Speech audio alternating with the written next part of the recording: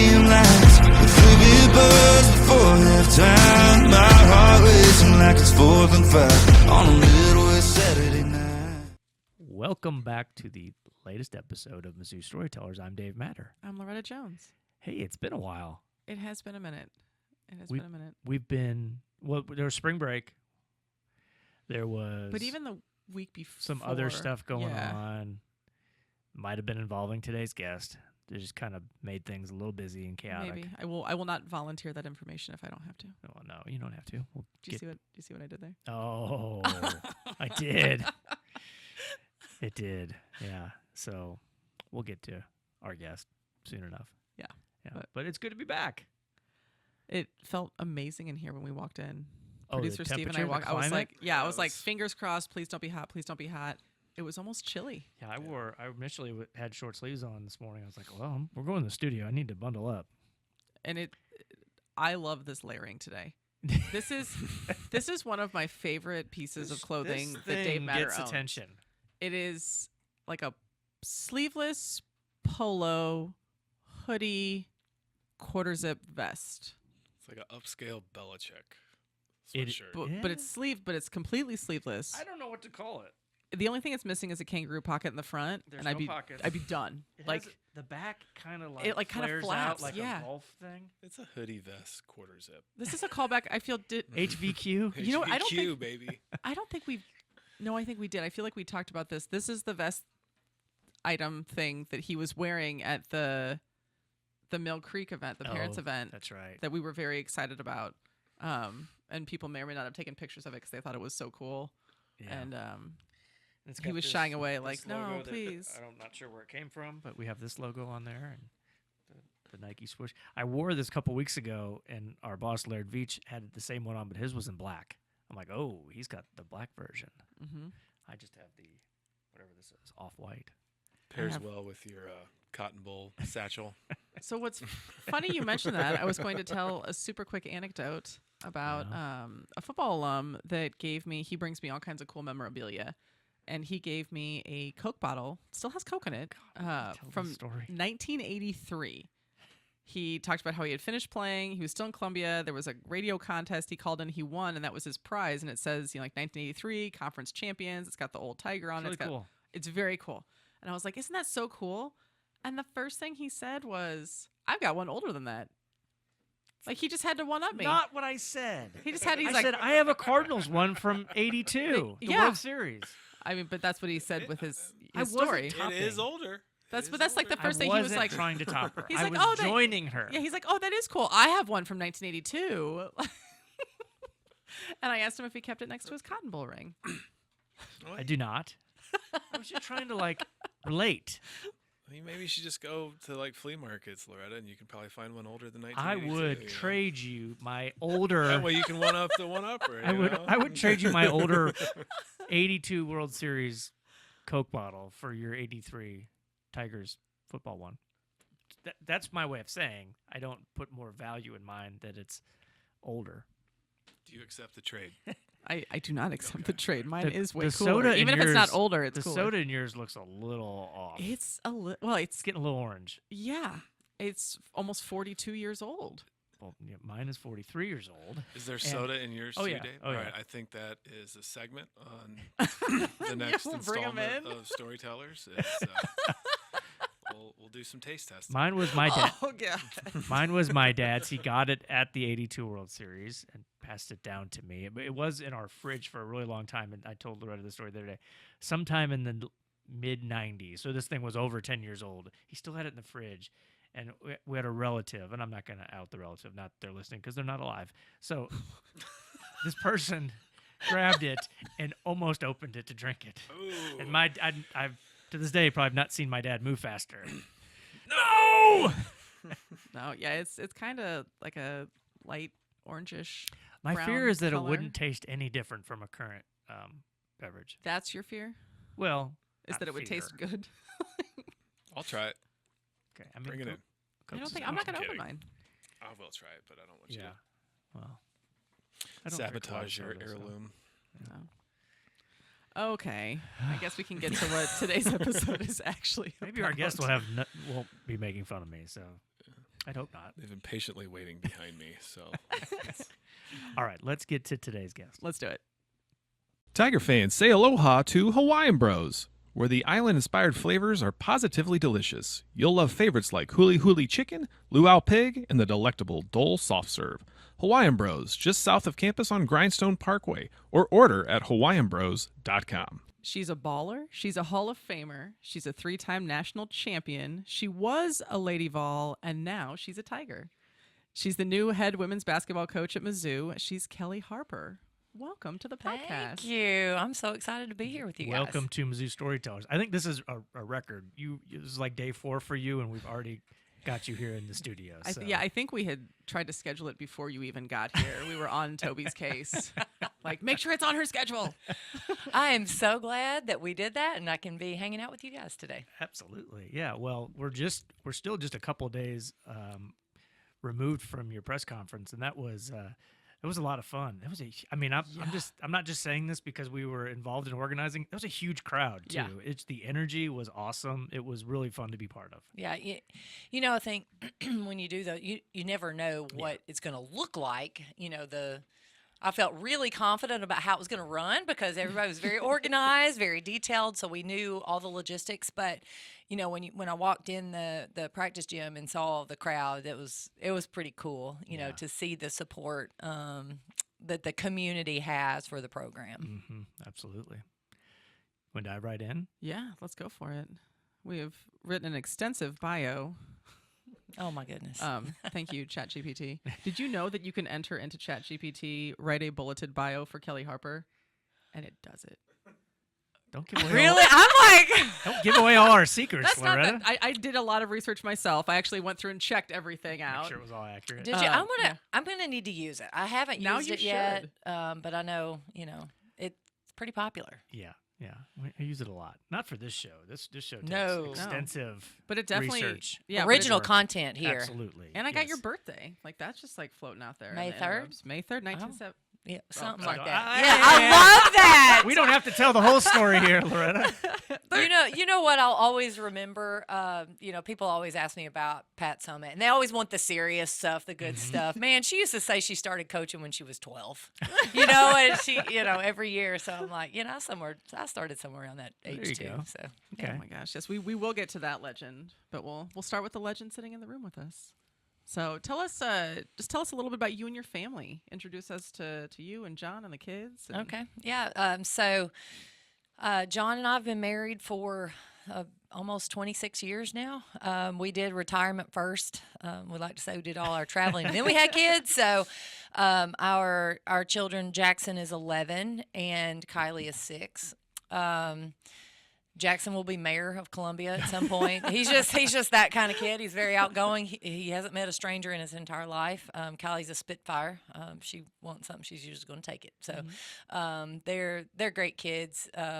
Right now, the in between John's with them, we were actually residing in Florida for the past 12 months. So he's residing with them, letting them finish up school. The end of May, they get out, and we'll get them up here. So it's going to be, I'm going to miss that. It's going to be hard. I mean, I've been with them 24/7 for the last year. So it's going to be hard. But we know there's a light at the end of the tunnel. We know when it's going to happen. I'm extremely busy right now anyway. Right. And it keeps me from being pulled in a lot of directions. So a lot of FaceTiming these days imagine. for sure. But John has coached with me everywhere I've been, but we're in a different stage of our life with our kids. Yeah. He's been able to coach them like in their flag football and that's great. help a lot with baseball. So we're gonna try to do the non-official coaching position for John. So he'll still be around, be active with us, but he's not going to be officially on staff. Interesting. I was going to ask about that because as somebody with kids myself, and I used to coach at a much lower level. But yeah, it's hard to balance. I do feel like with women, it's a lot tougher being a mom, like a working coaching mom. How have you found that balance? Yeah, it is. It's difficult. But I made a priority when I had children. First one when I had Jackson, I made the decision that it was going to be integrated, and I did not ever want to feel guilty at work because I wasn't with my family, but I also didn't want to feel guilty about not being at work when I was with them. So they're around. I mean, they're around a lot. They're very involved. Jackson says we. I mean, he was like, we're in the. Hear that. Yeah. He says we, like hey, who are we going to hire? Who are we going to hire? I don't know, Jackson. I mean, we're working on it. I mean, when do we get to do workouts? I'm scheduling those, Jackson, So anyway, they're very involved. They love it. When I do go home to see them, I have to take him he needed a sweatshirt. Kylie's going to I'm taking her some gear. So they're all in, but, you have to prioritize your kids. I'm sorry you do, and I'm a better mother when I have them around, and I'm a better coach when I have them around, because I think, you can get pulled so thin. But I think I found that balance, to the best you can. You're gone a lot, you're going to miss a lot, and so if there is a chance I can be there for them, I will. Yeah, That's I great. met the kids when they were here last week or whenever that was, and Jackson is the most polite young man I've met in a long time. I was so impressed, and I'm not just saying that because you're sitting here. I told him right off the bat, I said, I have a son whose name is Jackson also, and he asked right away, does he spell it the right way? C-K or X? I said, C-K. He's like, okay, and he shook my hand. He's like, that's good to hear. Yeah. I'd like to meet him. They're both really they're good kids. Yeah. They really are. We're very blessed to, because this is not easy. That for Kylie, she's going into second grade next year. It'll be the third school that she's been to, which is the move and whatnot. So they're resilient. Now Jackson thinks it's great because he can meet new people. Right? Yeah. So, but kids are resilient, but we've got to be there to support them as well. Great. Well, after a year off of coaching, your first year away from organized basketball in a pretty long time. I mean, as long as you can remember. Pretty much ever. Yeah. What did you gain from that experience? You did the work on SEC Network, and you watched a lot of basketball. I'm assuming, but do you think that made you a better coach? Yeah, it has been really interesting, because I think just going through everything I went through last year, it took me a few months to be okay. Yeah. And that's just being very real and very honest. And, I didn't know what I wanted to do for a long time, and just really removed myself from basketball. We moved, we kind of got away from it. And this was really interesting. So when you're in athletics, we understand, and you understand this, the pace is insane. Yeah. I mean, it is insane. And when you're in the middle of it, you get it. Like, know, wow, what we're doing is crazy. But then when it moves away, when you're out of athletics, there's a whole different perspective on things. Like for instance, if I called somebody and I needed something in the real life, in the real world, not the athletic world, in the real world, they're like, yeah, I think we can get that in 2 weeks. I'm like, wait, what? I'm used to, like, if I ask for something, I've got it that afternoon. Yeah. Yep. Yeah. And the first few months out, it was very awkward feeling, because I was like feeling as though I needed to be going somewhere. I needed to be doing something. There was this very hard to relax for the first few months. And then, man, it was amazing to be able to, my stress in life is helping my first grader with homework. Yeah.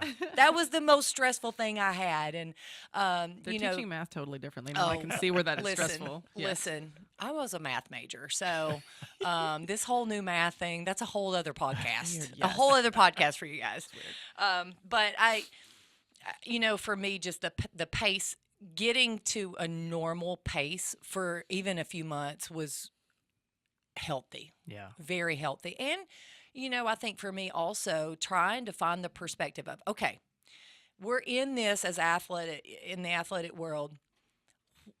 When does it matter? Like, how can we be more efficient? Do we need to have this pace at all times? And where can we be more efficient? And sometimes you're just working because you feel like you should be working. Yeah. And so I think that's probably the biggest thing that I learned and gained from the last few months is we want to be efficient and healthy. And I think we can now, observing it from a lens, figure out what matters and really focus on the what matters and where we are going to make gains. Yeah, I love that. that's great perspective. Yeah. So tell us what it was like to get that call. So you've acclimated to a normal life. Yeah. You're relaxed. You're, 30 minutes from the beach? Is that what you 30, said? 30, yes, Yep. 30, in case anybody's wondering. Right, 30 yeah. minutes, just Yep. a jaunt. Beautiful weather. And then you get a call. Hey, we want you to be the women's basketball coach at Mizzou. Like, walk us through that. What was that like? Yeah, I think at that point, I had been doing the SEC network stuff, and so that kind of got me excited about basketball again at a different level, and I think getting to analyze the games too was like, oh, this is what I'm really good at, you know. But the SEC tournament, I told people it was my recruiting visit. Like it was like, oh man, I love this. So that kind of prepped me, kind of got me fired up, and but I'll be honest with you, I had some phone calls that I didn't pursue. Yeah. Because it wasn't the right thing. And I had already made the decision, look, I'm enjoying life the way it is. If there is an opportunity that I can be passionate about, that I can commit to 100% and know that it's the right fit, then I'll look into that. But it had to check so many boxes for me. Yeah.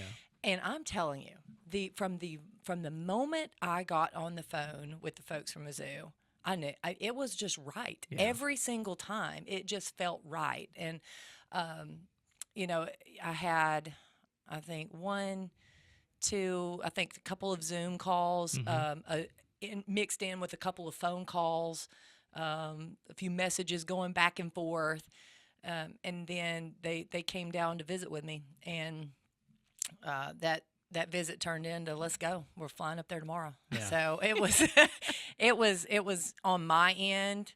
They were so professional, so efficient. We were able to get it done quickly. Yeah. Yeah, that was exciting. I was back here. We had a meeting before the plane went down to visit with you. We weren't sure if you were coming back with them or not. So we kind of had two plans, if you come back or not. And we get the message that night, I think it was a Sunday night, like, yeah, Kellie's coming back with us. I'm like, yes. Okay, now we got to be ready. Right. Yeah. Well, I know it really transpired really quickly. You know, we started talking and we were like, hey, could you do this week? And I'm like, well, I can do this week. Oh, maybe we should do this week. And the next thing you know, we're on a flight the next morning to come to Columbia. And so it was, it happened quickly, but they made it happen. It was great. That's awesome. Well, tell us, we want to learn a little bit more about you and your story and your career. I guess we have to start in Sparta, Tennessee. Oh, wow, yeah. Born and raised there? Well, I was born in Cookeville. Okay. We had to go out of town to get born. But grew up in Sparta my whole life. Small town. I'm a small town girl. You grew up, you played basketball. My dad was a basketball coach, longtime basketball coach. He played college basketball. My mom played college basketball. Both at Tennessee Tech? Tennessee Tech, yeah. And actually, then I've got two brothers. One of my brothers played at Tennessee Tech. And, it was a great way to grow up. A great way to grow up. We also owned a farm outside of town where we raised tobacco. Now, I tell people, if I could ship off players to work tobacco for my dad for 2 weeks, maybe even a week, they come back different people, because that's a whole different thing. I tell people I worked like a man when I was 13, so but I think it gave me a great perspective on work ethic. My dad was literally the hardest worker I knew. He was a assistant principal, a coach, but he went out and he loved his farm, and anyway, it was just a really good way to grow up. I did some research on Sparta, and I decided I think you are the most famous person. Well, you had an NFL head coach from yeah, Sparta, David Culley. Yeah, and then, where he you. coached for? He was the associate head at Kansas City for several while I was at Missouri State. Okay. And we went over there. He gave me the whole tour, made me feel. Oh, wow. Oh yeah, he was great. I got to see it. Got on the field. It was awesome. So. But I decided you were more famous. Oh wow. Okay, Well, he was also the head coach at Houston the for Texans 1 year. For a year. for a year. Yeah. He's a great man, by the way. David David Culley. Culley. Yeah, There you great go. man. Somebody, Benny Hill, I think, was a fiddler. Does he count? Okay, well, he'll make the list. Okay, all right. We'll be on the list of We're, famous we're people. biased here. So. I think you still surpass both of them. I also read that your parents literally put a basketball in your hands the day you came home from the They hospital. did. Is that an urban legend or is that No, true? it's the truth. I've got Wow. a picture of it. Back in the day when you go to the high school games and they would throw out the little plastic balls out in the we were maroon and gray, and they had a little maroon basketball Wow. they put in my hand and took a picture. So you had no choice. That was No, it was so basketball. when I tell you I played basketball my whole life, I'm like, legit, it's legit. We really did. I mean, if you couldn't talk basketball, or if you couldn't listen basketball, you'd had a hard time being in our family, because it was just constant. When then you're playing in high school?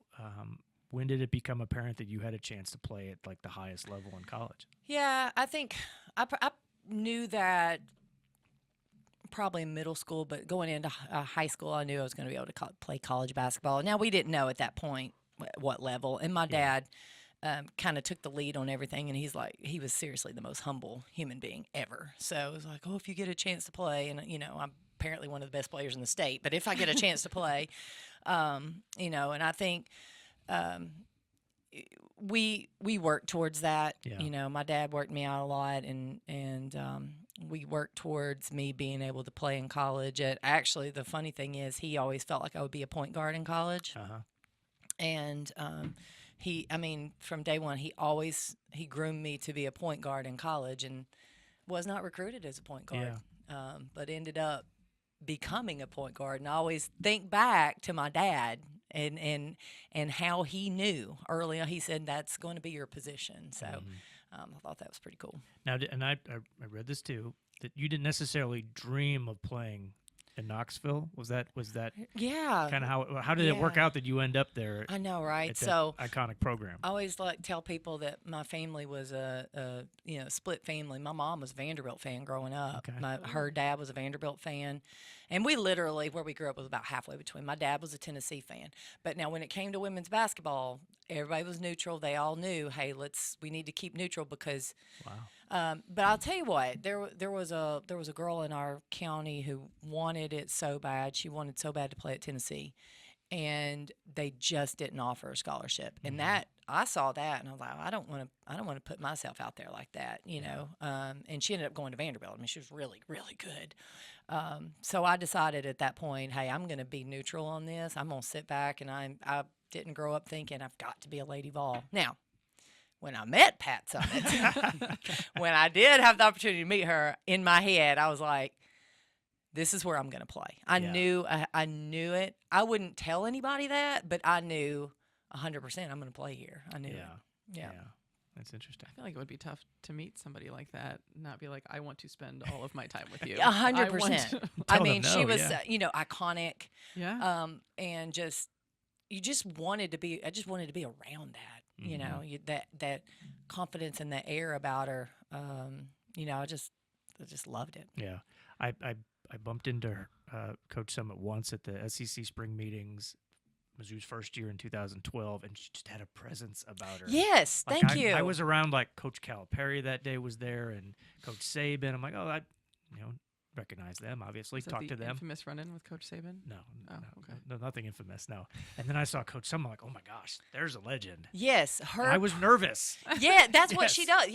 Yeah, her presence. I always say that. Yeah. You could be in a room facing one way. She could walk in and you would know it. Yeah. I mean, it was just that heavy. And she didn't walk into the gym. She stormed into the gym, but in an air about her. Yeah. An aura or whatever. I don't know exactly the definition of an aura, but I feel like that's what she had. Yeah. Yeah, for sure. I found this quote she had about you. As a player, Kellie showed great leadership, poise, and dedication. She knows the game of basketball. She's an excellent teacher, and her passion for the game is infectious. I mean, coming from, a coach of that stature, that had to, when you see and hear things like that she said about you, I think she said that when you came back to Tennessee, that must have meant something. Yeah, she was, I know she was proud of me. Yeah. I know that. And, I did get to meet with her a little bit when I was a coach. Yeah.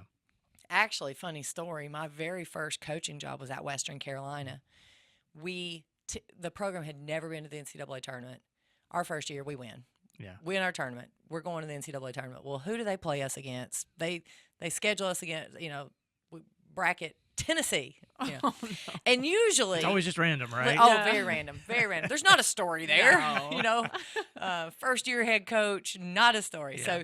So you know how the cameras will be on your players when they make the announcement and they say your name and you jump up and you're supposed to cheer. They said Western Carolina and Tennessee. Every player on our team cut their eyes around it. They looked at me like so mad at me, like, why did you do this? I didn't do this. But so we go over to Knoxville, and we go out on the court. The teams are out there. I walk out there and I get a great ovation. Right, the fans were so welcoming and awesome. And then when I started feeling a little good about myself, I'm like, hey, look at me, Then all of a sudden that applause, the roof went off and she walked in. Yeah. So just, in case you wanted to remember your place in life and in women's basketball, that did it for me. Yeah, for sure. What when you were a student athlete at Tennessee, a lot of great things were happening. I mean, football was amazing. Peyton Manning's there. They win a national championship, I think, in football the year after your senior year. My senior year. Is that right? Yeah. So 98. What was it like at the time in Knoxville? Obviously, you guys are on top of the world in women's basketball. Yeah, it was fun. I think my former teammates, we've talked about it a lot and how that was some special time. The expectation was there, but we were like the Beatles. I mean, everywhere we went, it was crazy. We get off the bus, there's lines for us to go to the hotel or the gym. I mean, they're just everywhere. It was was crazy. Yeah. And every gym we went to was packed. Yeah. It didn't matter where. And so I remember my first year out of school, we were at Auburn. I was an assistant at Auburn, and we were going up to play Alabama. And in my head, I'm thinking Auburn, Alabama, And I'm also reflecting back when I was at Tennessee and we played at Alabama. Oh, my gosh, it was packed. So I'm walking up there thinking, this gym is going to be packed out today. And I walked in, and there's nobody there. I'm like, where is everybody? Where is everybody? The Tennessee effect was real. Yeah. And, people wanted to see us play. And, we obviously enjoyed the football. I love college football. We enjoyed that at the time as well. Mm-hmm. Now, I don't know if you know this, but Dave Matter is an exceptionally huge fan of Peyton Manning's. Me too. Yeah, me too. You know him better than I do, well, yeah. So I'm sure. He was really good to me while we were there, and I appreciated all that. But I could. Man, he's gold, right? Yeah. Whatever he does turns to gold, right? Yeah. He's really good. He's so detailed, like so detailed. Yeah. The story I got was we were at an event that he was hosting, and he is the person that picked out the color of the napkins. Wow. Because he is literally that detailed. He's gonna do everything at that level. So. Yeah.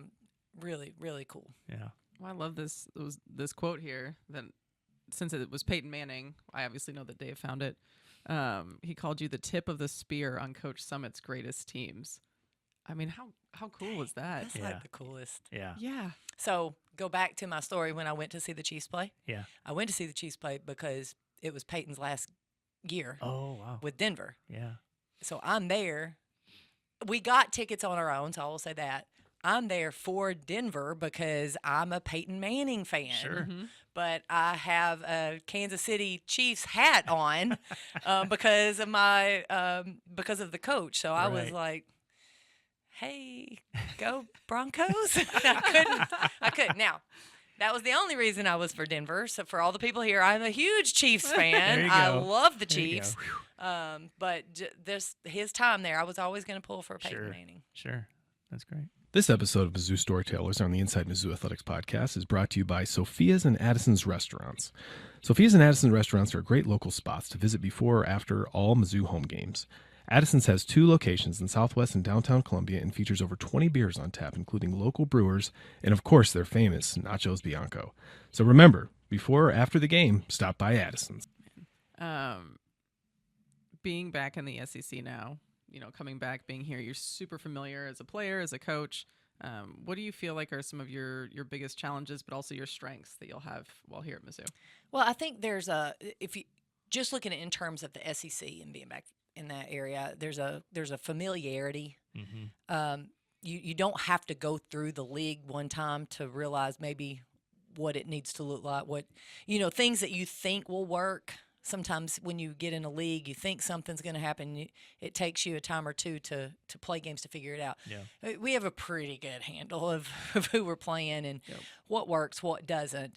So there's a comfort there. There's a comfort there. I do think one of my strengths is X's and O's and being able to flip a scouting report pretty quickly, deliver it to our players in a condensed package that they can understand what we're going to do, what our game plan is.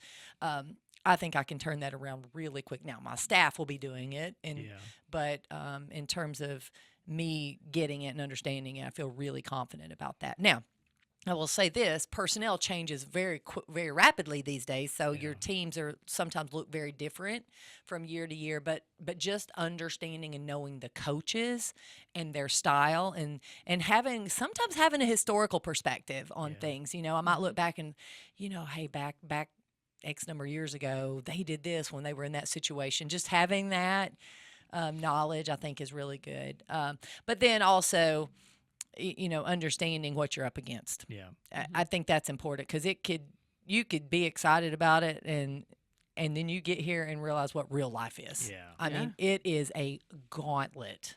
It is a gauntlet. You know it, you hear it, but until you go through it, until you every single game is just the best. And I think that's, you've got to know what you're getting into when you get here. Well, yeah, even as a fan, we've talked about that before, how exciting, but then also on the staff side, scary it is that, every single game is a good game and you don't know who's going to win and you don't know what's going to happen. And it's just, it's so cool. But it's a whole different ballgame than what anybody is used to from the past. Yeah, you have to have a very tough and resilient team to take on the SEC and to walk out there and you could have some bumps in the road. How are you going to respond? How are you going to come back from that last week? And you've got to be able to do that. Because if you start spiraling. There's no reprieve. Yeah. You're not looking at your schedule going, we've just got to get to this weekend. Nope, that's not on there. Yeah. I guess you might say, hey, when's the bye? That's all you got. You've got to be ready each and every day. When your playing career was over at Tennessee, did you know coaching's the next step, or did you have to back your way into it, or how'd that happen? Yeah, so for me, I went to school, majored in math, minored in secondary ed because I thought I would teach and coach in high school. My dad was an educator. It's kind of the way I grew up. Yeah. Loved high school basketball, was passionate about it. But then I started thinking back, I didn't want to leave elementary school, didn't want to leave middle school, didn't want to leave high school. So I get to college, and then that was my path. And I remember calling my dad my sophomore year of college, and I said, hey, I need you to talk me out of this because I really want to switch my major to sports management. I want to coach in college. And I also had the 3 toughest math courses that you could have all in one semester. But unrelated. Unrelated. So he said, hey, you're good. You'll always have a job if you're a math major. That's what he always tell me. Everything will be fine. You can get through this semester. Stay with it. You can be a college coach with any degree. It is fine. I'm so glad he did that because I'm glad I stuck with the plan. Yeah. But I did shift my plan to college coaching. I went in and talked to Coach Summit about it, and that's what I wanted to do, and was very blessed to have an opportunity really early. Mm-hmm. You went to Auburn? Was that your went first to Auburn? stop? Yeah, I was administrative assistant at Auburn. Had no idea what I was doing. I went. So I really didn't know. Back then, that was the ops position, but I was not ops. I don't know what I was, but I was just trying to survive. and I will never forget the end of the year. Coach Champy calls me in, and Hall of Fame coach Joe Champy. He calls me in. And he says, "I want you to come and present my budget to the." May have been Jay Jacobs at the time. I'm not 100% sure who it was. So I had to go. I'm a baby. You were a I'm math like, major. I You can was, do a I budget. know, Come on. right? I'm like 23 years old, and I'm like trying to get this together to go in and present this budget. So I had quite a varied experience. I got to do coaching, got to be in the gym at every practice, got to be in every basketball meeting.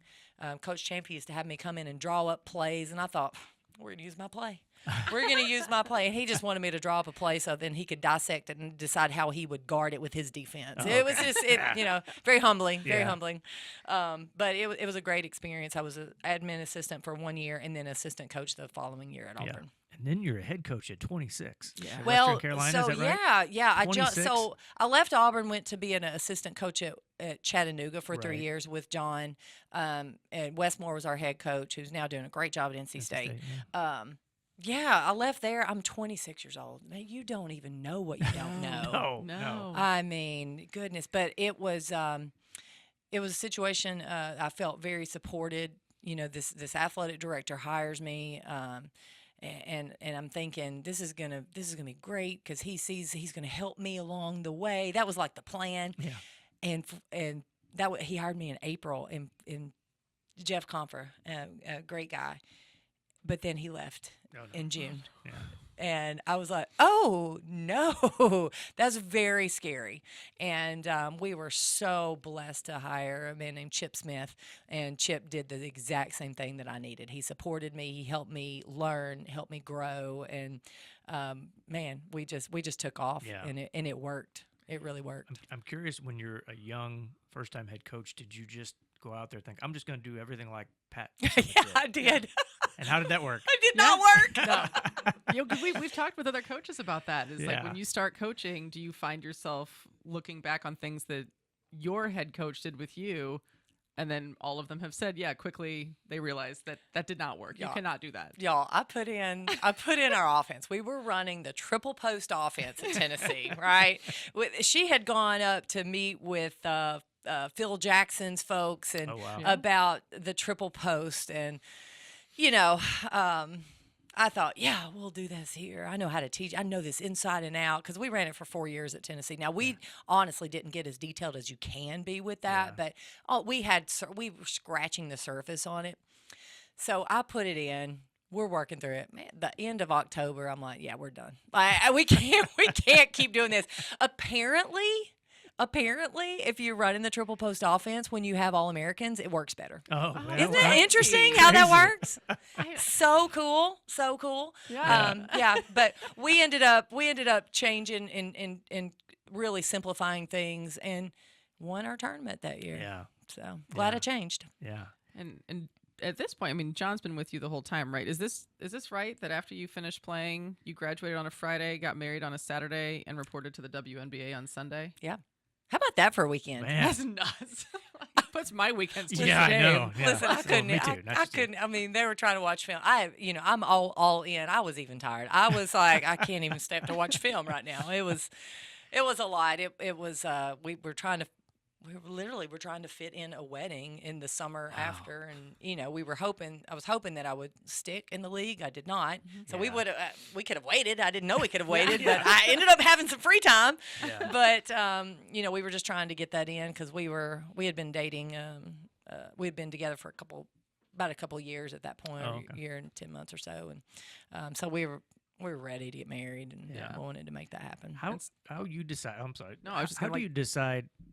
We're dating, we're getting Yeah. married, we're in a relationship that we're going to work together also. Yeah, we've talked about that too.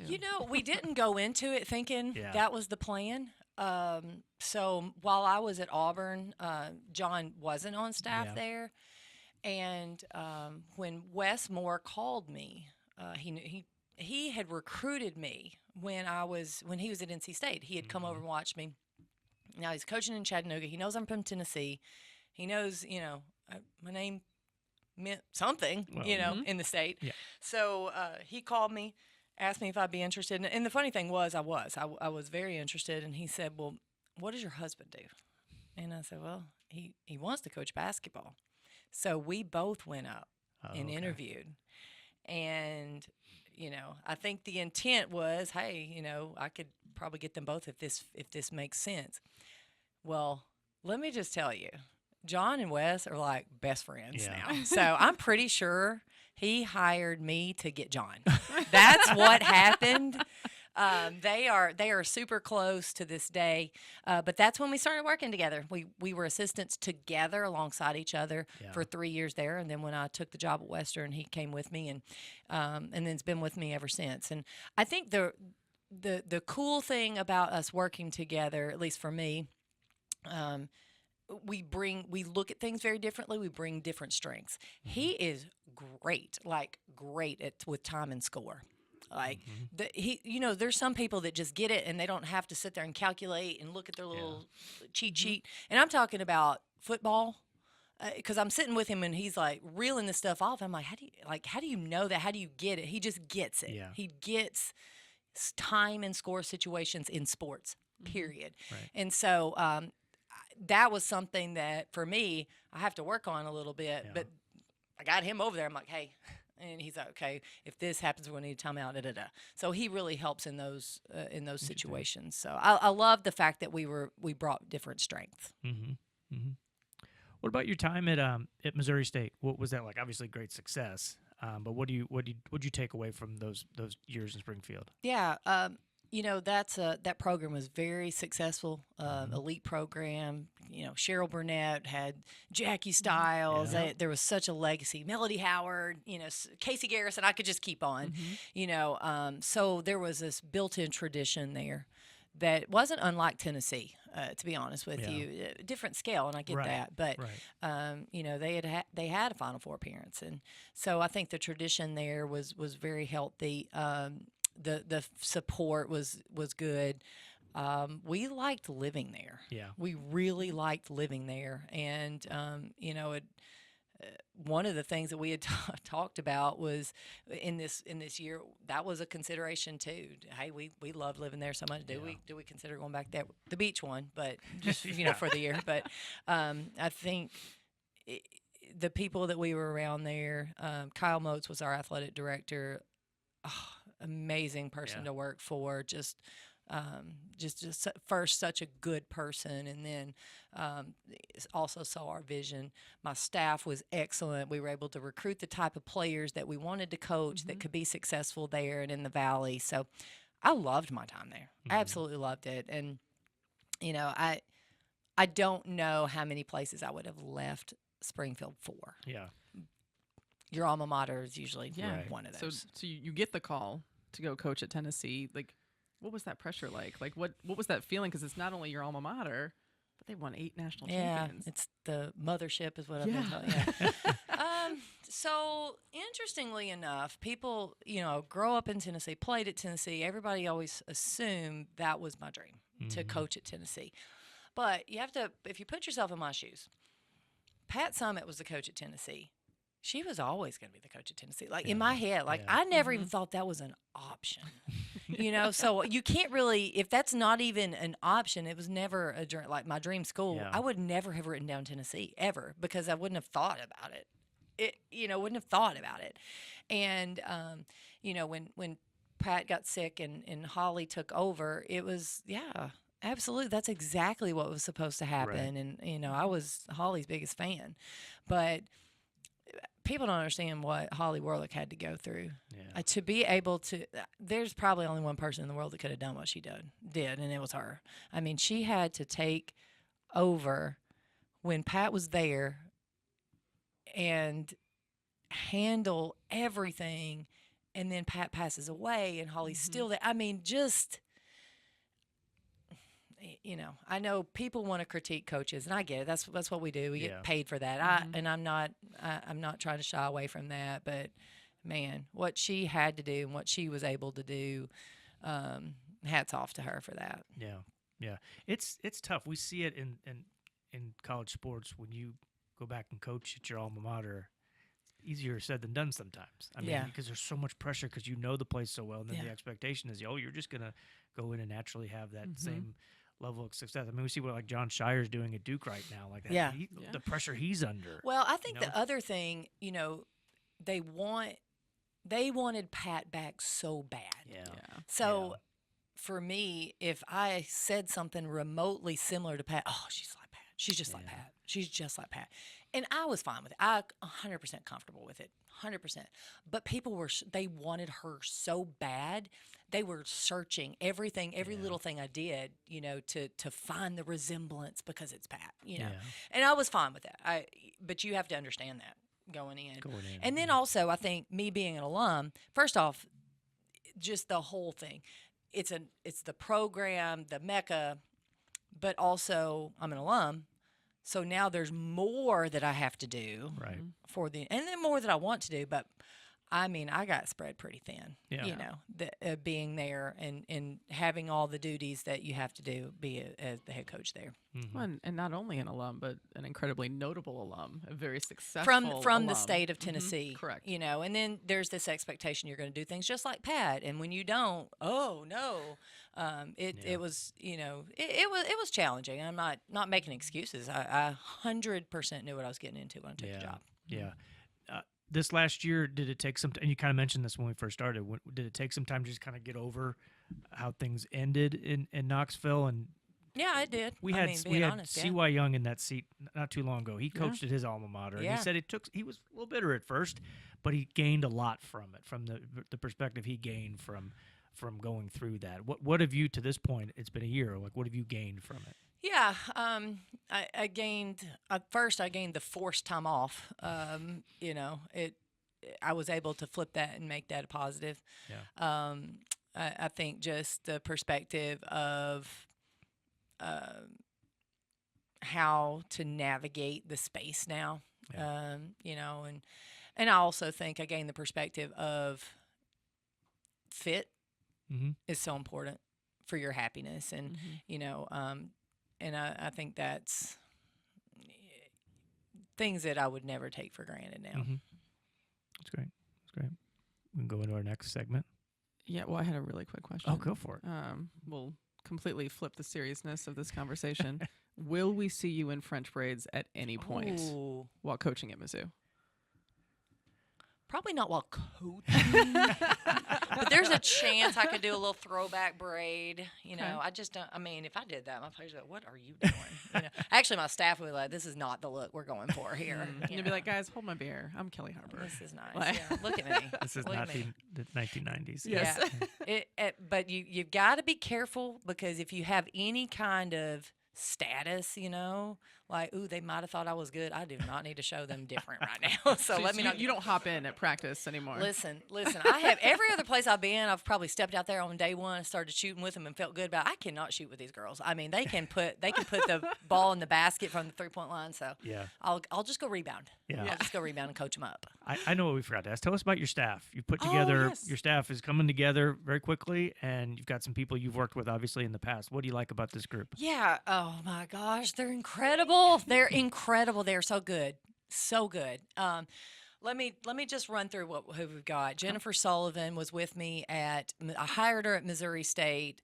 She is the person who constructed our Sweet 16 team. Yeah. She built that team.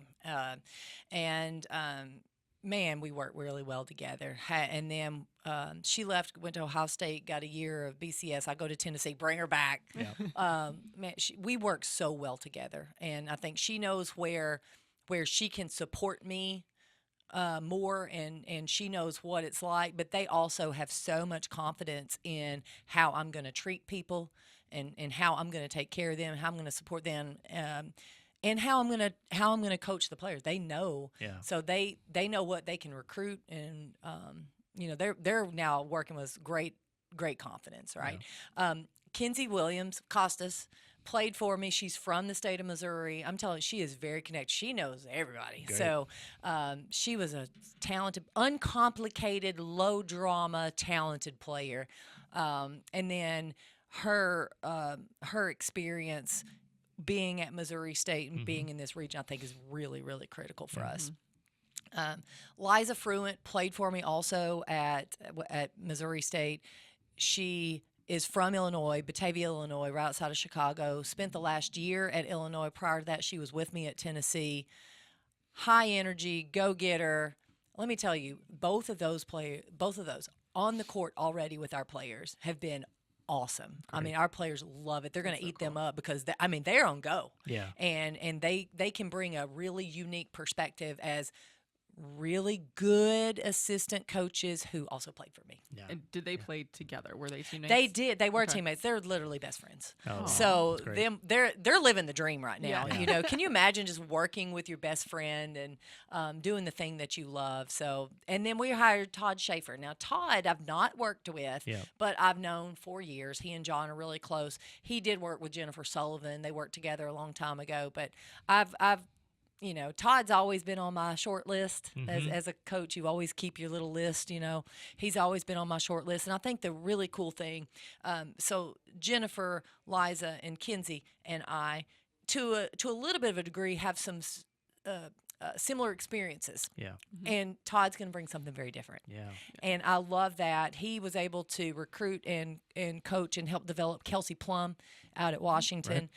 He really worked with some high-level players at Arkansas. And I think just a different approach at times is terrific. And already it's just been a really good working relationship with all of us. That's great. Great. So any spots left to fill, or you feel good? Yeah, about where you we do. We have.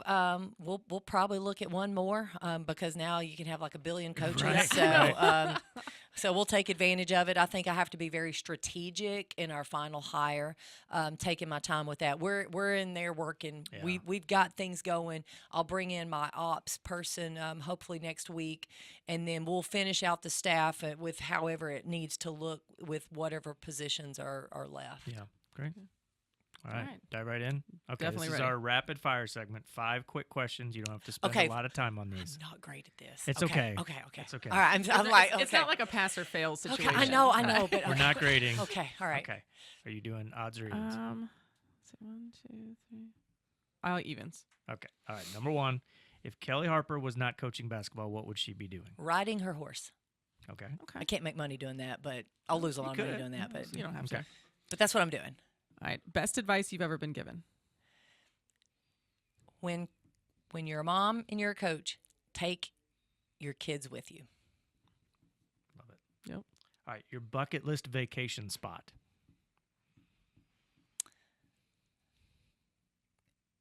Italy, the With- coast, With or, Capri. with or without your kids? I'll go with my kids. I'll Okay. go with my kids. Okay. Yeah. All right. Okay. All right. If you could play one-on-one with anyone, past or present, who would it be? Michael Jordan. Okay. Good answer. You were really. You said you're not good at this. Come on. This is very rapid. Yes. Yeah. Yeah. I did get to meet him. Really? Yeah. I Okay, got a we great can call picture a of me timeout and on him. rapid fire. What was that experience like? Oh, it's awesome. So listen. I was the cool, calm, collected, poised player on our team, right? Yes. I was our leader. I was the point guard. The tip of the spear. Yeah, there we go. Nothing phased me. We go up to his office. I didn't know he was going to be there. We go up to his office, and I realized at the moment we were getting off the elevator in Chicago that he was going to be there. And I walked in and saw him. Y'all, I had to walk out, get myself right Yeah. to go back in and meet him. I was in awe. And he put his arm around me, and we took a picture. And I Oh, was like, And wow. what was this? And what was melted. this context? Like, what was the visit for? What were you- So it was, I think it was my junior year of college, and Nike had set this, or Gatorade, I don't remember, had set this up with our team because they were going to try to get Shamiqua Holtzclaw on board with whatever thing that is. So they asked Michael if he would meet with our team when we were playing DePaul in Chicago. Oh, wow. Sorry, that was a lot. Yeah. Oh, it's great. So here comes the whole team. I love the fact that he was real. Like, he signed everything we gave him. Wow. Aw. He didn't want to, but he, and I love that there was nothing. He wasn't trying to. He wasn't mean. He wasn't rude. But he wasn't faking the excitement about meeting us that day. I just appreciated that so much, and man, That was awesome. Okay, so you have this photo. There's an awesome Dennis Gates Michael Jordan photo too. They worked at a camp together at some point. Yes, I We should remember get those that. together We get them sometime. together. Okay, I gotta pull it up. I don't. Well, it moved a couple times here recently, so That's I. all right, yeah. We'll find it Do you, eventually. do you and Okay, Michael still keep in touch? No. I would love to say, yeah, we go way back. He'd be like, I don't know who this is. Michael, Kelly. Okay. One word that will describe the Missouri Tigers under Coach Kellie Harper. Passionate. Ooh, Love it. I like that. Love it. All right, the final part of the podcast. You have to come up here and add your photo to the All Wall right. of Fame here. Now you get a Now, what- choice. I was gonna say, what kind of We give photo? you choices. And you can keep the one you choose not to have. Show them both to the camera. So listen, all right. So here we have. This is like one of those things. I need some help here. So, this is Kelly as a player, right? So that's actually Kellie Jolly. Yeah, if it you wasn't wanna know Harper, the but I truth. put That's Harper Kellie just to Jolly. be consistent. Yeah. I know, right? So if I was autographing this, I put Kellie Jolly. Okay. Harper. I will but say, I think what a you great. have the best picture. maiden name of about anyone I know. And then we've got the traditional. It's That's a little more pretty good. generic. It's from Sorry, the other we got day. the traditional. This is me today.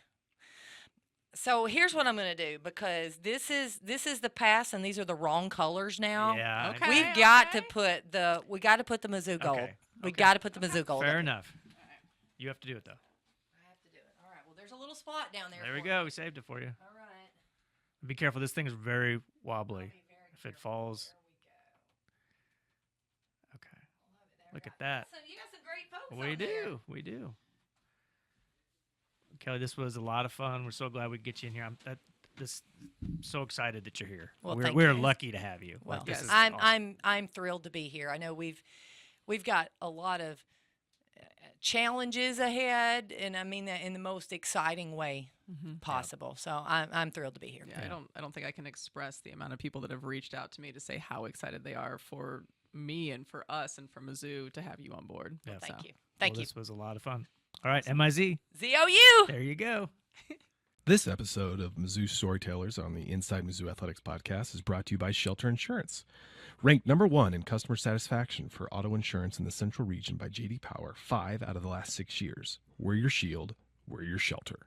Man, what a gal. Kellie Harper. That was great. It was really good. She's a lot of fun. Had the opportunity to spend some time with her a couple times on her visits here, and that was, but nothing like that. That was great. No, and you could feel her excitement, just her Yeah. energy. And when you would ask her, like when we brought up Pat Summit and just like Oh, how yeah. her whole demeanor changes and talking about her staff, and you Yeah. can feel how excited she Family is. and everything. Mhm. I remember somebody was in my office. It might have been you. I don't know. It was during the SEC women's tournament, and she was doing in between games. She was on the dais, the halftime Yeah. shows and all that. And I said to somebody, whoever it was, I was like, man, because we knew at that point we were Right. had a coaching search. I said, I'd love it if we hire that person right there. You know, I think it was me and Jason. Yeah. I think, yeah. Yeah, and I didn't know anything at the time, obviously, but man, and then here she is in our podcast studio Yep. talking about her first week on the job. But really, really excited, and she just detailed all of it, but she's so experienced, Mm-hmm. which is great. Like I was thinking back when Laird first told us that this was going to be the hire. Who's the last Mizzou head coach with this much high major Power 4 head coaching experience? Mm-hmm. And especially if we talk about football, men's basketball, women's basketball, baseball, softball, I think the answer is Larry Smith in football. He was head coach at USC in Yeah. Arizona. Now, Yeah. we've had other coaches, like Konzo Martin had experience at Cal and Tennessee, and Aaron Earlywine came from Georgia Tech. But as much experience as she's had, winning experience, going to Sweet Right. 16s, I'm excited. It's I'm been- just- yeah. yeah, she is really seasoned and experienced. She knows what it looks like, what's supposed to sound like, feel like. Well, and I know you Great. asked me for it, but that's why I did like a little chat GPT of her career, because I wanted to make sure I got everything. I mean, I Yeah. then went through and checked it, but I was afraid I'd miss a stop. Yeah. You know, like I was afraid I'd miss something. Yeah, she's got a great track record, no Yeah. doubt. What else are we going to talk about? Oh my gosh, there's so much going on. Can we start with the most important thing though? What's that? I got glasses. Your glasses. I was going to say we have a new component here on the podcast. Can you read your computer better? Yeah, so that wasn't so much the issue. It was more when I'm sitting at home and like the TV's far away. Yeah. But it wasn't everything far away. I don't know. It felt so cheesy when I went to the eye doctor and they do, I love talking to people now that like, you know what I'm talking about. Yeah. They're clicking through and they're like 1 or 2, 1 or 2, and they're changing the Right. lenses. And he clicked the last one. He's like, okay, take a look through this and read me what's on there. It is like it went from a console TV to HD. Oh yeah, yeah. It was insane. And I'm like, I didn't think it was that bad. Wait till like the leaves are on the trees, and then just take like a 10-second look at like a tree, and it'll blow your freaking mind. I mean, It'll blow. I remember that first time I put on glasses like 10 years ago, and I was like, whoa. I mean, this is the first. To be honest, I probably needed it for a few years now, and and they even told me they're like, your eyes learn to compensate because when they would do one eye Yeah. versus the other, my left eye is definitely worse than my right eye. But then when I would take off, like when she would have me stop reading the chart and I would like move the thing, I could read the chart when a second ago I couldn't with just my left eye. Right. And she's like, yeah, your eyes just learn to compensate. I'm like, oh my gosh, but it's taken some. I mean, I just got them yesterday, so yeah. Getting but used to them. yeah, it's weird because it's Getting any headaches or anything? not awful, but yes, like my eyes are Yeah. getting tired. I told my husband, who has been like practically blind since birth, it feels like. I said, I just assumed, this is so dumb. I assumed that like the whole lens would just be your prescription, that like I could, Oh. but I find myself if I like look up at something and it's like you catch like the edges of the lens, Yeah. I think are just because I have an astigmatism. And so when they checked my sight, they like had you look straight ahead so that they could, I said, what are you doing now? And they're like, we want to see like where the center of your pupils are Oh, okay. so that they could catch like the area that you look through the most. Right. But I do catch myself like, what's above the glasses or below. And I have to keep like adjusting them a little bit. Yeah. I don't know. Does it make your, You'll get used to it for sure. does it make your, like, I feel like now when I take them off, it takes a second. Like So- it's almost like things are blurrier now. So can you can drive without your glasses? Obviously. Absolutely. Okay, I cannot. Absolutely. It's more for at night, Right. the glare and stuff, and like the astigmatism causing those little like Yeah. starbursts on the lights. And then just like the far away stuff. Because I normally wear contacts, and the days I don't want to wear contacts, I wear glasses. But so I can put on sunglasses if I have contacts. So now I have the trouble. You can't wear sunglasses if you don't have your Oh, you contacts. in can. for I me. saw him I can't yesterday when I drive. went. Well, when I went to the eye clinic, Well, they yeah, I have get like those, but over glasses, sunglasses. then you need your readers. and Ooh. It's hell getting old. Once you enter that realm, When's your birthday? August 26th. They'll be That's ready. exciting. Well, they look great. Thanks. I got these yesterday, and then the day before I went to the ortho to have my knee checked out because it's just been bothering me more than usual when I run. Yeah. And so now Connor asked me if I'm on prescription anti-inflammatories for the next couple months, and he asked me if I'm going to start carrying hard candy in my purse. You're a mess. Like, I'll have a Man. cardigan in my office because I'm always cold. Like, Carrying I hit get. up Loretta. She's got a butterscotch. I- Don't this- worry about that it. was so that because I think I made- like Werthers, and I'll put them in my pocket. My wife will like, God, what happened to you? So I think that was Werthers the are good. that They was are the good. joke that it started with. He was like, "Oh my gosh, Loretta," and I said, "Yeah, I think I'm going to go home and treat myself to a couple Werthers tonight." And he said, "Now you're going to start carrying hard candy in your purse." And I said, "Well, butterscotch discs, Yeah. obviously." Yeah. And then a couple of them, like you'll have that one that goes rogue and falls out of the wrapper, and you pull it out, and it's like, it's still good. Oh yeah. 10-year-old like strawberry hard candy that's in that weird Oh, straw. I've never actually seen those other than I in a like dish those. at an I old don't- person's I don't house. know where. I don't know where you buy those. No. I'll eat Okay, 'em. They're pretty good. project for the next podcast. I will Next find them. episode. I love those little strawberry candies. Yeah. We'll do. That'll be one of the rapid fire questions. What's your favorite hard candy? And you can't say Jolly Rancher. No. That's too mainstream. That's too No. youthful. No fruit flavored. It's for the youths. The Utes. Yeah. So how was your spring break? It was good. It was good. We went to Kansas City and saw my parents. Did some of the fun Kansas City touristy stuff. Took the Yep. kids to the zoo. Went to Legoland. We went to Fritz's at Union Station. Took the kids there where the little train brings you your Yep. food. Done that. We got like yelled at and the kids cried because we had promised them to also take them to Science City afterward. But there Oh, wasn't yeah. enough time. We only had like an hour and a half, 2 hours, and that wasn't Yeah. going to happen. So I think we effectively ruined their spring break at that point. But we That's recovered. hard. Yeah, That's and then we hard. went home and we rented the Dog Man movie. What's that?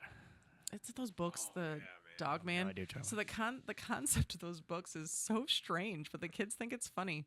It's this kind of dumb cop, and his dog is his sidekick, who's really smart and like kind of saves his butt everywhere he goes. Like in these cases, they get into an accident. There's like a bomb that goes off, and the cop, his whole body's fine, but his head isn't salvageable. And the dog, his head is the only thing that's survived, and his body's gone. So the nurses decide that the best way to save them both is to put the dog's head on the cop's body, and he becomes Dog Man. Is this like animated? Yeah, it's like a series of graphic novels. Oh, okay. And I've so then heard this of was the books. this was like a Yeah. movie made. But yeah, it just sounds so strange and kind of grotesque, but it's funny and it's Oh, cute. And Spoiler. Get past that part real quick. Right. Yeah. It's a funny dog head. Glad on a I don't man. have to see it. I now. think You you'll just live without gave me it. the whole Yeah. plot. Yeah. Well, that's the origin story. That's the hero origin story. Origins. You know what's funny is we did the same exact thing, except on the other side of the state. We went to we Oh. went to St. Louis and saw my family, and we did the zoo. What else did we do? Did you do the science center? We didn't do the science Oh, center. okay. Zoo took up most of the day, and then headed back. It was pretty low key. Yeah. Yeah, weather was good. Weather was perfect when we went to the zoo. We went on that Thursday. It was like no breeze, like Kansas just a City Zoo? little, just like a little cloudy. So it wasn't super hot. Like the kids were comfortable. It was great. Yeah, good stuff. Yeah, it was. I worked most of the week. It's not like I took the whole week off. No, yes, I only took like 2.5 days. Watched a lot of basketball. What did producer Steve do? Did you get some time off? A little bit. My kids went to, we call it the tour of Iowa and Illinois. We went Fun. to the grandparents' house. Well, we worked, but then we got to go see my brother, who his wife just had twins in February. Oh, and wow. So Oh, it's the first time we got to congrats. meet them. So, yeah, I love them, but I'm glad I'm not have go home with twins waiting for me. Oh, That's having a tough, multiples that's is a the tough, worst. It's a Yeah, tough I can challenge. I'm sure imagine. Loretta and Yeah. the other guy over there know exactly what my brother's going through. So I'm glad hopefully I don't have Does to he have experience any other that. kids? He has a almost 2-year-old. Oh, God. Ooh, no. So, See, neither of us had to 3 do under 2, that. so. No, I knew no difference. Yeah. What else is going on? We got a lot going on now. We're hitting the springtime, but there's It's crazy. Like gymnastics just left yesterday for Seattle. Yep. So by the they're time you listen to this, it'll probably be over. right. The week, the regionals and all Yes.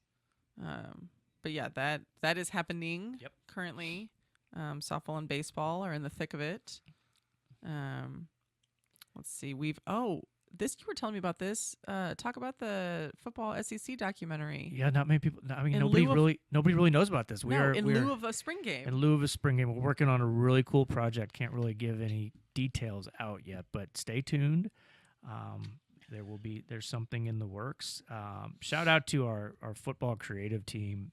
They've done some recaps of spring football, and the final episode, it's called Proving Grounds. And Jackson David, who is one of the creatives over there, is really awesome young man, really talented. He's been working on these, and the final one, I've gotten to help out a little bit with those, and the final one comes out on Saturday, I believe. And we've got one of our letter winners is narrating it. Yes. I'll tell you who it is afterwards because we want to keep it a surprise. But really, really cool, and this documentary, it's gonna be awesome. It's gonna Yay. be really cool. I love all that stuff. Yeah, I like geek out on all of that. Just like that nostalgic feeling comes in, and yeah, you just get so excited. yeah. So stay tuned. We'll be able to talk about it more in coming weeks. But we can't talk about the Zoo to You tour. Woohoo! Yes, we've All the rebranded our stops were spring officially caravan. announced, yep. We announced the first 4 stops Yep. this week, or when you're listening to this, maybe it was last week, It but was this week for us. it'll yeah. be in Kansas City. We'll be in St. Louis. We're doing a day stop in Springfield, Missouri, and then later that night we'll be in Dallas. So, and Grapevine. yeah, and so you can go to mutigers.com to see all the information on the time and dates. And the first couple will be in a few weeks, and then we're going to announce other. And instantly, people are like, "Well, how come you're not coming here, here, here?" We are going to have another Yes. portion of the tour later in the spring. That's going to hit some of the other markets and areas of the state of Missouri. So stay tuned for information on those. But it's going to be awesome to get everybody out. Head coaches, student athletes, staff, Truman the Tiger. It'll It's be gonna great. Cool. Yeah. it was one of my favorite things to do last spring, and we were in a different place a year ago because Laird was just getting here, and he wasn't. I don't even know if we had him hired on a couple of them. No. But we've got staff fully in place now, and coming off still in the middle of the school year, but we're coming off some great seasons and a lot of good stuff to talk about. Yeah, and it's so fun to be able to give fans access. Yeah. Because that's ultimately what it is giving them access to be up close and personal with coaches, with student athletes, with staff. Yep. And just to be able to celebrate Mizzou in places other than Columbia. Yeah, no doubt. Looking forward to today's guest getting out there and the fans getting to meet Coach Harper, and she'll eat that up. I said this when she was here, but I'll say it again. Like the turnout for her press conference was awesome. It definitely surpassed like what we had initially expected. We said doors open at 10:30. I look up at 10:05. The practice gym is filling up already. I'm like, uh-oh. Well, Dave, we went to our staff meeting at like 9:05, like 9 o'clock that morning, and people were showing up. Yeah, they were which is great. excited. Yeah, I remember pulling into the parking lot in the South P parking lot, and I was like, "Is there two things going on today?" Like it was thick. It was almost like a game day. yeah. I think they were just excited to see the day's MC more than anything else. Absolutely. You did great. Absolutely. And shout out to listener Eric Morrison for all the greenery. It looked amazing. Yeah, on the yeah, stage. it did. That was all Eric Morrison. Yeah. I got nervous up there, and I realized later why I was, because I got the alert on my my watch saying that my heart rate was way up. You seem to be inactive. Why I is your did. heart rate? I know. I was like, What's going on? maybe it was because I'm standing next to the boss, and he's next to his boss, who's next to their boss. And Yep. it was a lot of, some VIPs up there. Not me, but, I was just leading the show. But that's a great segue into it was a practice MC gig for your gosh. upcoming MC gig Yeah. at the Mizzou Athletics Roars Awards, the Student Athlete Awards. Yeah. Coming soon to Mizzou Arena. Dave's writing some good jokes. Yeah, we're going to change up the format a little bit. It's gonna be good. That is definitely one of my favorite events. Probably second to Hall of Fame that I get to be involved in. I ran parts of my monologue I've written to our co-host here yesterday, and she was like, "Nope, don't say that. Nope. There was one I was like, practice. Take well, that one out. Well, I think it's funny. We probably Can't say should that. one. Nope, don't go there." Yeah, thanks for keep writing those and share them with me, but then do not use them. I mean, not everything gets out, Save them for the gag reel or whatever. So that'll be fun. When's that? I should know. April 21st. That's right, April 21st. So Next Monday is the Student Athlete Career Fair. it is. Yes, We've that got reminds me. I some need letter winners helping me out with I that. need to make sure I get some staff there. Thank you for the reminder. You're welcome. That's Yeah. what I'm here for. It's because I've got my glasses now. I can read and remember more schedules? clearly. Yes. That's good. I also, and I will not say this name either on the podcast, but I have a guest lined up for next week for the podcast. Is it the one we talked about? Yes. Okay, good. I was mentioning that to producer Steve earlier.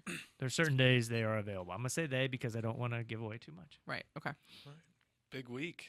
It is. That's a lot. God, we're planning ahead. This is amazing. Did you see I wrote here our part 3 segments. I included Loretta's classes. Yeah, but I don't like that it was last. Well, it's just because I thought of it while Kelly was talking. Because I looked over, I'm like, oh, those are new. Yeah. Did we hit on everything else? I think Spring so. sports, spring break.